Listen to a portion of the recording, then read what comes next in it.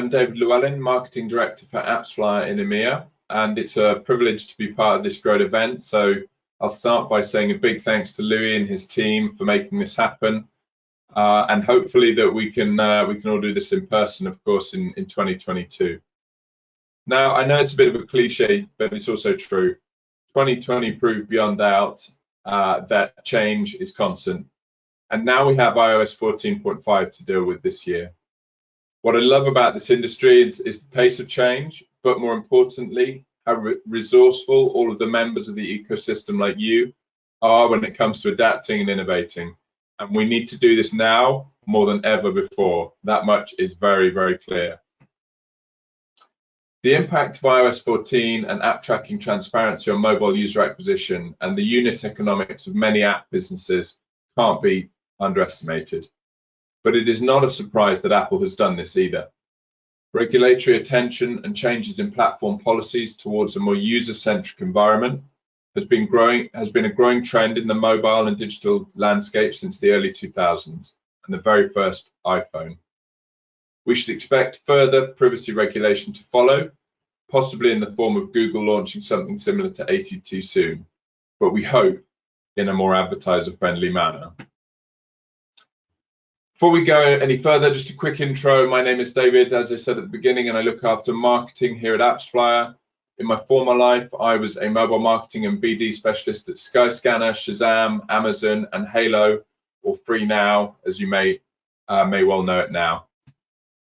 In case you don't know AppsFlyer, we're the market leader in marketing, mobile attribution and marketing analytics, and it's the data we see on our platform, totaling in the trillions of events per month, that put us in such a privileged position to describe what's happening when changes such as iOS 14.5 occur.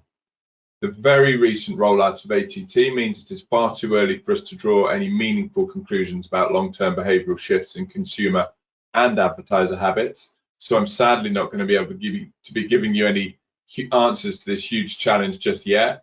But what I can do is show you a snippet of what we've seen so far, then let you clever people and the amazing speakers on today's agenda try and make some sense of it, if that's possible. So let's jump in. All of the data you're about to see is compiled and updated weekly in our ATT dashboard. I strongly recommend you check it out, as this situation and the data is changing all the time. It may even come in handy for some of the topics we're discussing during today. If you want to see how different KPIs are changing over time, then head to appsflyer.com/iOS-14-ATT-dashboard. We'll repeat that at the end, so don't worry if you didn't catch that straight away. Now let's take a look at some of the headlines in the brief few minutes that we do have. Please note this data is accurate up until May the 11th, last Monday, and by the time you see this, there will be a more recent update. So I recommend you do go to the report today, as this situation is changing all the time. As of May the 9th, we've seen just under 1,100 apps that have implemented ATT, with 51 million instances of users seeing the ATT prompt in the last week. And this is the sample we're going to work with today, but it will grow substantially in the coming weeks. So what are we seeing? Well, firstly, advertisers don't seem to be moving on ATT. The first key finding from our data is how few advertisers are implementing the ATT prompt. As of May 9th, just 15% of advertisers had done so, and that's up only 2% from the week before. We believe that adoption of ATT will happen slowly as advertisers adopt a wait-and-see approach, assessing the impact of iOS 14.5 over time. This number is also partially driven by user adoption of iOS 14.5, of course, but this will clearly increase materially in the coming weeks. So while a wait-and-see approach may be the right thing to do in the very short term, a large percentage of your iOS base will soon be on iOS 14, and you'll no longer be able to take such a cautious approach.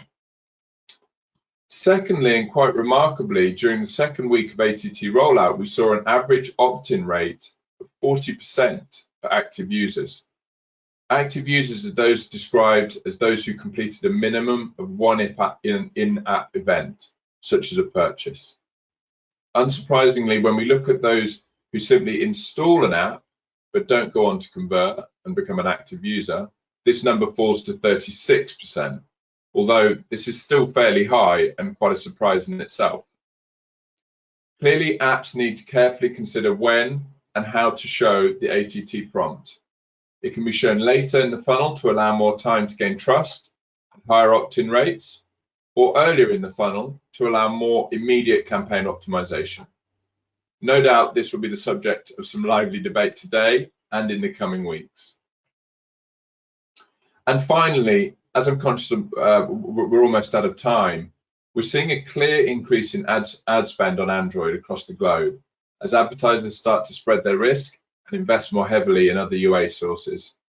This is unsurprising, but it is early days. We need to wait and see what happens as iOS 14.5 adoption rates rise and advertisers move spend back towards the generally better monetizing Apple users.